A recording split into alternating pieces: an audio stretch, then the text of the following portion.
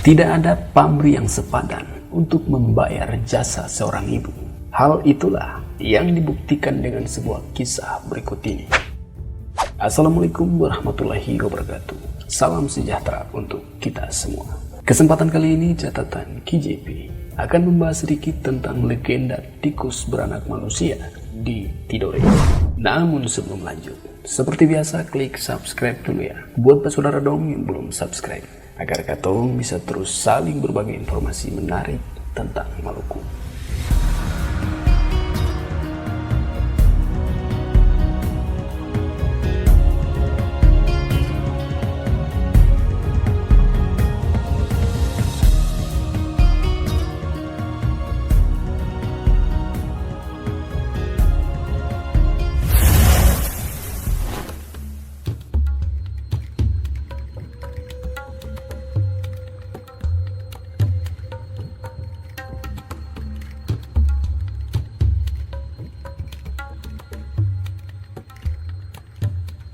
Di salah satu hutan lebat, tumbuhlah bermacam-macam pohon kecil maupun pohon besar.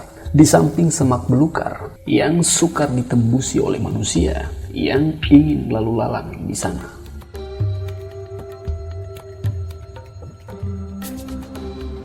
Di sana terdapat sebatang pohon yang amat besar. Pohon itu merupakan pohon yang terbesar di antara pohon-pohon yang terdapat di dalam rimba raya itu.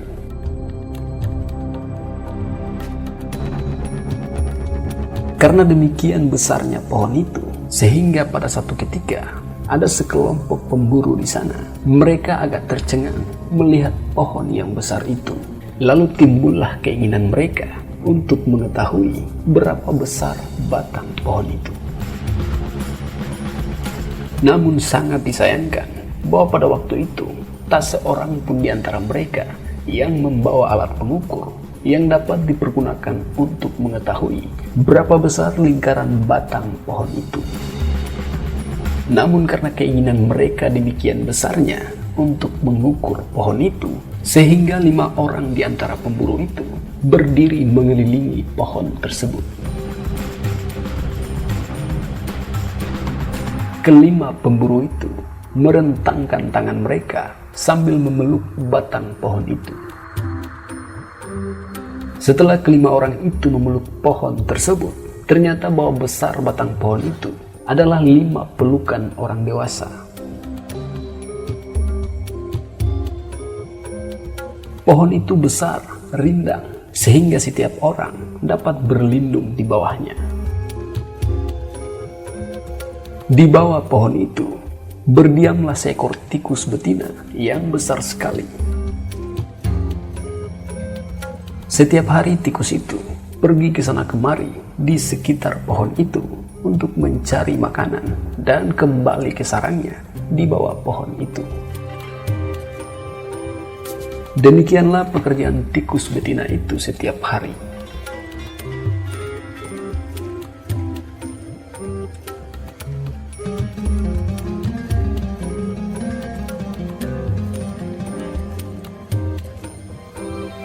Pada suatu hari, tikus itu melahirkan.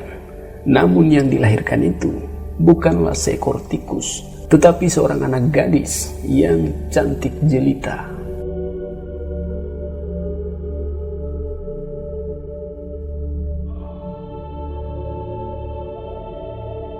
Bagi sang tikus itu, walaupun yang dilahirkan itu seorang manusia, namun tetap menjadi kewajibannya sebagai seekor induk tikus untuk menjaga dan memelihara anaknya sebaik mungkin.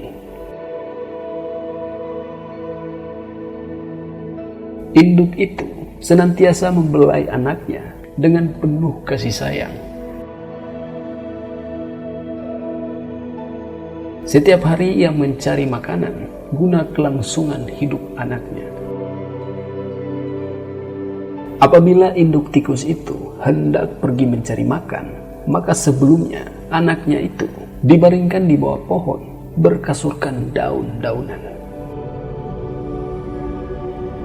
Cara menidurkan anaknya itu adalah dengan menjilat-jilat kepala sang bayi sampai ia tertidur. Itulah pekerjaan si tikus setiap hari sebelum pergi mencari makanan.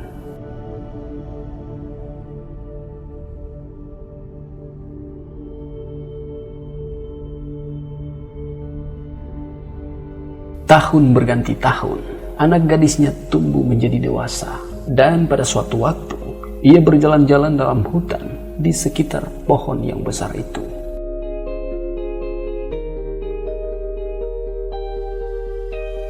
Pada saat yang sama, seorang raja muda yang menguasai daerah itu sedang berburu ke hutan tersebut. Ketika ia sedang berjalan di dalam hutan mencari binatang buruan, tibalah ia di hutan di sekitar pohon itu tadi. Pada saat itu, berjumpalah ia dengan gadis yang sedang berjalan-jalan itu. Raja muda itu menjadi takut karena timbul dalam pikirannya, apakah yang dilihatnya itu benar-benar seorang gadis jelita ataukah hantu yang menampakkan diri sebagai seorang wanita cantik. Raja muda itu berhenti. Ia terpukau oleh kecantikan gadis itu. Namun karena demikian cantik dan moleknya gadis itu, sehingga timbullah perasaan lain yang mengakibatkan perasaan takutnya hilang. Malah sebaliknya, timbullah keinginan untuk mendekati darah remaja yang jelita itu. Raja muda kemudian mendekati darah jelita itu, dan tersadarlah ia bahwa benar-benar yang sedang berdiri di depannya itu bukan hantu, tetapi seorang darah manis yang tak ada bandingan kecantikannya.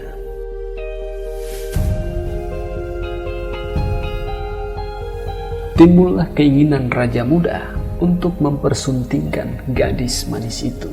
Tetapi untuk mengganggunya pun ia belum berani, sebab takut kalau-kalau kelompok gadis itu akan menyerang mereka. Itulah sebabnya hampir-hampir raja muda itu tidak sudi kembali lagi ke rumahnya, karena takut kalau-kalau ia akan kehilangan darah manis tadi, sehingga benih cinta kasih yang sudah mulai mekar di dalam kalbunya akan larut dimakan waktu. Dan dalam menghadapi situasi ini, teringatlah raja muda akan salah satu falsafah cinta yang mengatakan patah tumbuh hilang berganti. Namun bagi raja muda tersebut, patah berarti hancur dan hilang artinya mati. Itulah sebabnya raja muda beserta seluruh pengikutnya segera pulang dengan satu tekad saja, bahwa ia akan mengawini gadis manis itu.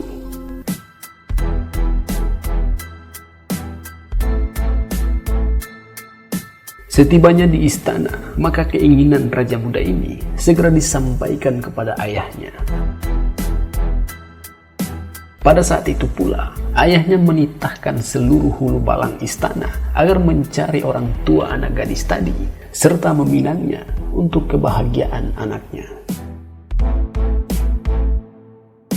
Titah raja segera dilaksanakan, sehingga berangkatlah menuju hutan tadi sekelompok pegawai tinggi istana untuk meminang gadis tersebut.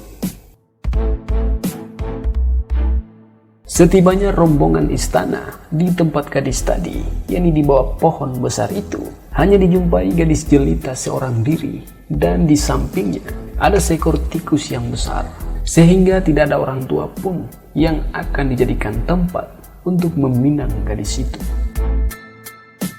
Akibatnya, mereka kemudian meminang gadis itu melalui diri darah muda itu sendiri. Dan waktu lamaran itu diajukan, ada kedengaran tikus alias ibu gadis itu mencicit. Apa yang dikatakan oleh sang ibu tikus kepada anaknya, tak seorang pun yang mengetahui. Hanya darah manis itu saja yang tentunya mengerti bahasa ibunya. Setelah peminangan yang gemilang itu selesai, kembalilah rombongan istana dengan riang gembira seraya memberitahukan berita kemenangan itu kepada raja dan raja muda. Berita gembira itu disambut oleh keluarga istana dengan sukacita, serta raja memerintahkan untuk segera mempersiapkan upacara perkawinan. Kini, istana disibukkan oleh persiapan-persiapan pernikahan secara besar-besaran.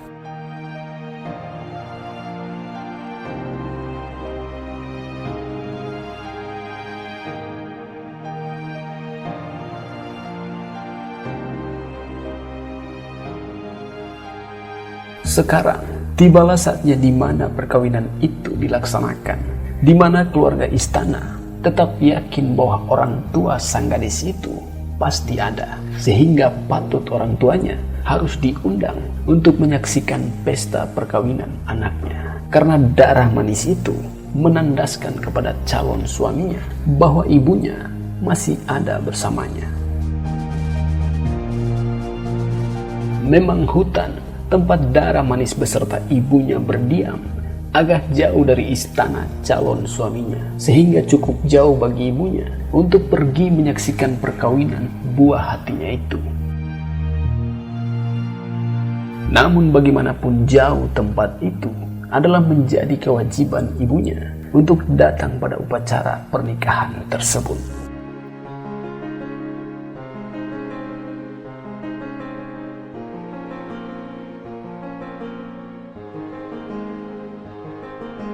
Ketika saatnya di mana pernikahan itu akan berlangsung, maka keluarlah ibu darah manis tadi dari rumah mereka di bawah pohon besar itu, berjalan menuju kota di mana istana tempat perkawinan buah hatinya itu berlangsung.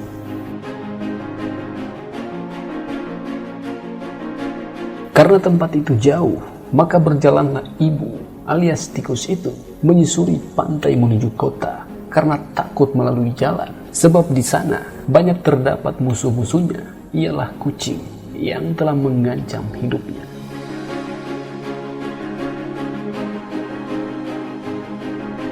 Setelah beberapa lama berjalan, tibalah ibu tadi di sekitar istana, di mana ia sempat menyaksikan dari jauh betapa sibuknya para ibu dari istana menimba air di sumur untuk penyelenggaraan pesta perkawinan itu. Sementara ia menyaksikan keramaian istana dari jauh, datanglah seekor kucing belang menyerangnya, dan segera ia menyembunyikan diri di balik batu. Namun ikhtiarnya itu terlambat, sehingga kucing belang itu berhasil menangkap ekornya.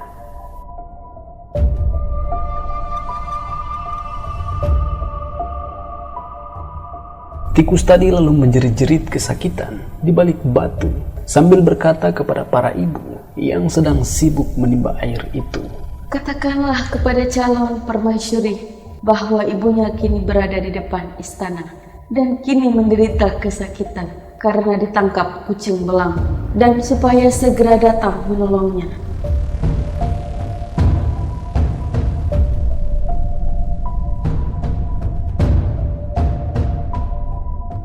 Ketika amanat ibu alias tikus tadi didengar oleh calon permaisuri, maka berlarilah ia keluar istana, pergi menemukan dan menyelamatkan ibunya dari malapetaka.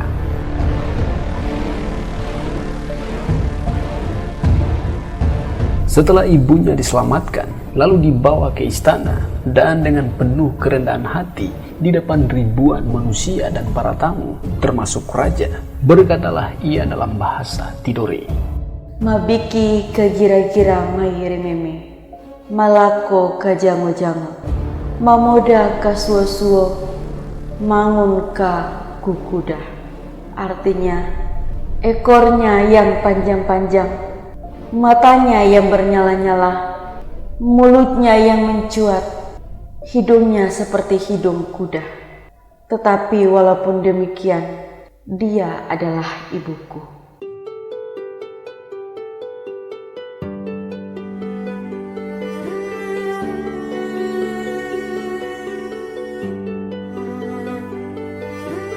Itulah kesaksian dari darah manis yang beruntung itu, dan sekali-kali ia tidak akan menyangkali bahwa ibunya seekor tikus.